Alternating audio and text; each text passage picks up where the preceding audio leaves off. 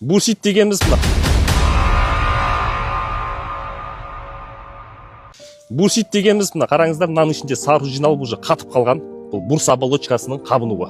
Травмадан болады, атымыз уақытылы суытылмағаннан болады. Бұл ісік хирургиясыз кетпейді. Май жағам, укол салам демеңіздер. Осы сары су уақыт өте келе абсцессті безге айналады. Атымызға 15 грамм қазір комбистресс наркозымыз салынды.